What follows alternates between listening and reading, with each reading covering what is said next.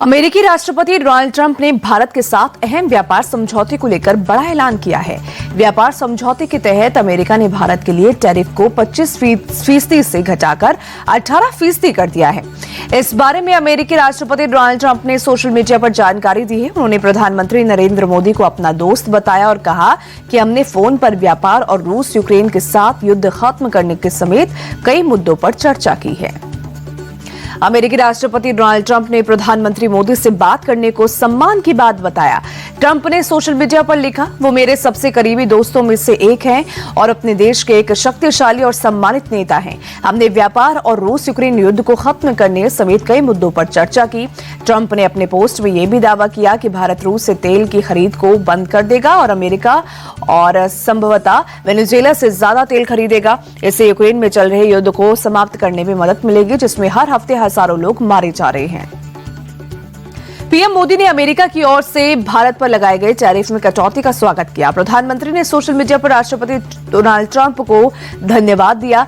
PM Modi ने लिखा, अब मेड इन इंडिया उत्पादों पर टैरिफ घटकर 18% हो जाएगा। ये भारत के 140 करोड़ लोगों के लिए एक सकारात्मक कदम है। दोनों देशों के सहयोग से लोगों को लाभ मिलेगा और नई संभावनाएं खुलेंगी। पीएम मोदी ने कहा, इस साझेदारी को नई ऊंचाइयों पर ले जाएंगे।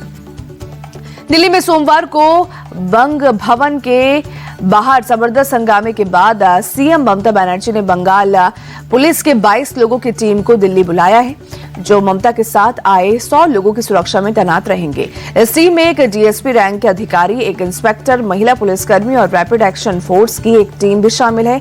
दिल्ली पहुंची ममता बनर्जी अपने साथ 13 ऐसे लोगों को लेकर आई हैं जिनका संबंध बंगाल में चल रही एसआईआर प्रोसेस से है। दिल्ली के बंग भवन के बाहर पुलिस वालों की तैनाती पर ममता बनर्जी ने सवाल खड़े कर दिए।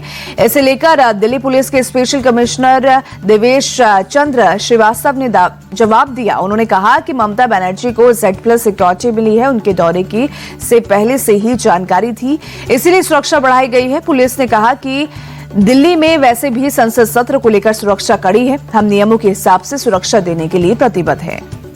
ममता बनर्जी ने मुख्य चुनाव आयुक्त ज्ञानेश कुमार से मुलाकात की। इसके बाद मीडिया के सामने आकर उन्होंने बीजेपी और चुनाव आयोग पर धावा बोला। ममता ने कहा कि इलेक्शन कमीशन बीजेपी का IT सेल बन चुका है। ज्ञानेश कुमार एक झूठे इंसान हैं जिन्होंने साजिश के तहत बंगाल के 58 लाख लोगों के नाम काटे। ये सब मिलकर बंगाल के साथ अन्याय कर रहे हैं। ममता बनर्जी ने चुनाव आयुक्त के साथ मीटिंग को बीच में ही छोड़ दिया था। उनका आरोप था कि मीटिंग के दौरान सीईसी ने उनकी बातों को नजरअंदाज किया। अब इसे लेकर चुनाव आयोग का रिएक्शन सामने आया है। ईसी ने कहा कि ममता बनर्जी खुलेआम हमारे कर्मचारियों को धमका रही हैं। इतना ही नहीं, वो मुख्य चुनाव आयुक्त को गाली भी दे रही हैं। टीएमसी नेताओं ने कई बार हमारे ऑफिस को निशाना बनाया, लेकिन एसआईआर को लेकर उनकी सभी मांगे सुनी गई हैं। बंगाल में चुनाव से पहले हमेशा हिंसा की खबरें सामने आती रही हैं। पिछले कुछ सालों में विपक्षी नेताओं पर हमला होना आम सा लगने लगा है।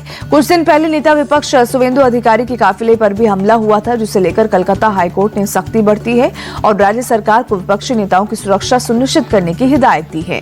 कोर्ट ने कहा है कि राजनीतिक मतभेद का मतलब ये कतई नहीं है कि विपक्षी नेताओं की सुरक्षा से समझौता किया जाए। नेता प्रतिपक्ष राहुल गांधी चीनी घुसपैठ पर लोकसभा में दिए अपने बयान को लेकर अडिग हैं। लोकसभा में हुए हंगामे के बाद राहुल ने कहा कि आखिर उन्हें बोलने से क्यों रोका जा रहा है। राहुल के मुताबिक राष्ट्रीय सुरक्षा से जुड़ा मुद्दा है। मैंने सिर्फ पूर्व आर्मी चीफ की लिखी किताब को कोट किया था। मुझे पीएम मोदी, रक्षा मंत्री और पूर्व आर्मी चीफ की किताब पर सदन में बात करने का हक है। आज भी लोकसभा में राष्ट्रपति के अभिभाषण पर चर्चा जारी रहेगी। पीएम मोदी 4 फरवरी को लोकसभा में चर्चा का जवाब देंगे। बिहार विधानसभा में आज वित्त वर्ष 2026 और 27 का बजट पेश होगा। ये नई नीतीश सरकार का पहला बजट होगा। बिहार सरकार में वित्त मंत्री विजेंद्र यादव इस बजट को पेश करेंगे।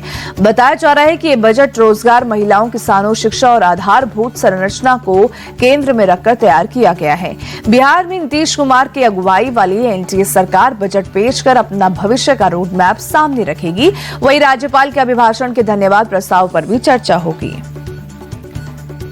गुजरात के गिर सोमनाथ में युवक को पीट कर हत्या के मामले में पुलिस का बड़ा एक्शन देखने को मिला। पुलिस ने कुछ ही घंटे के अंदर 4 आरोपियों को पकड़कर उनका बाजार में जुलूस निकाला।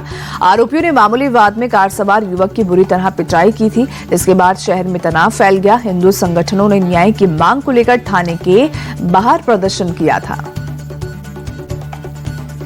पटना से एक ऐसी खबर आई है जिसे देखने के बाद आप भी दंग रह जाएंगे। यहाँ नए बने एमएलए फ्लैट्स के कैंपस में अचानक शॉर्ट सर्किट हो गया, जिससे लपटें निकलने लगी। पूरा इलाका रोशनी से चमक उठा। हालांकि इस हादसे में कोई नुकसान नहीं हुआ, लेकिन कुछ देर के लिए आसपास के लोग सहम जरूर गए।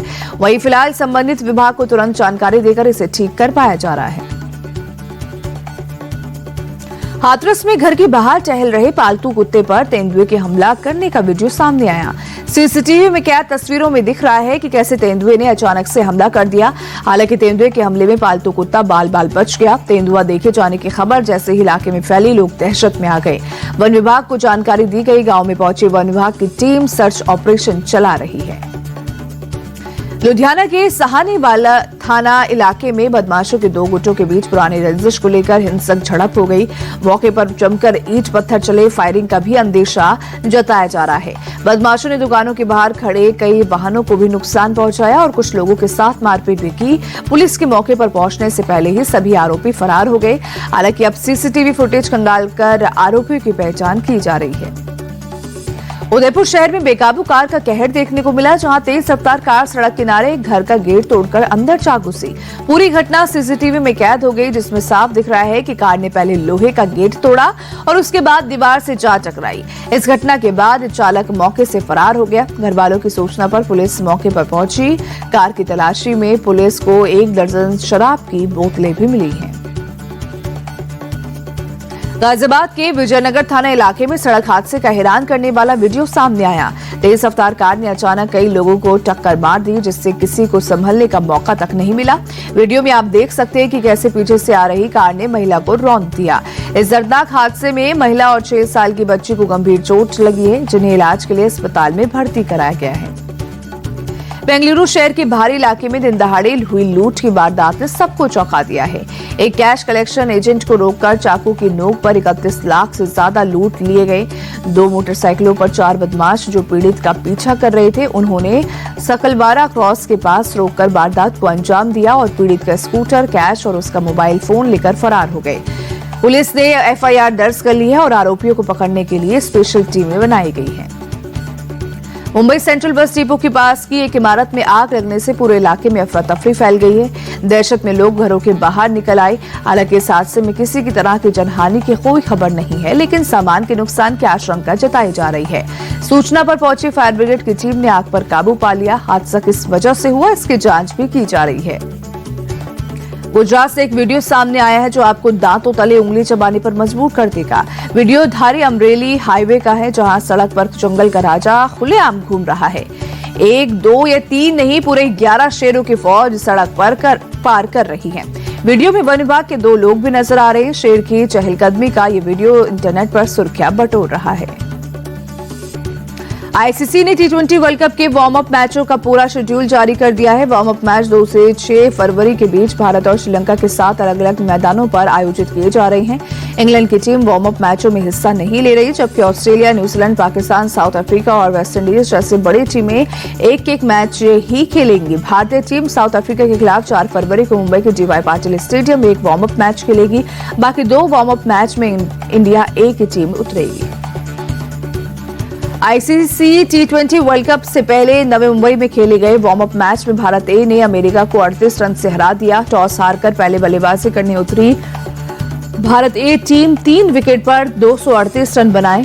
नारायण जगदीशन ने 55 गेंदों में 104 रनों की तूफानी पारी खेली। आयुष पनोर ने नाबाद अर्धशतक जड़ा। 239 रन के लक्ष्य को चेस करने उतरी अमेरिका की टीम 200 रन पर ही सिमट गई। भारत के लिए रवि बिश्नोई ने 3 विकेट हासिल किए।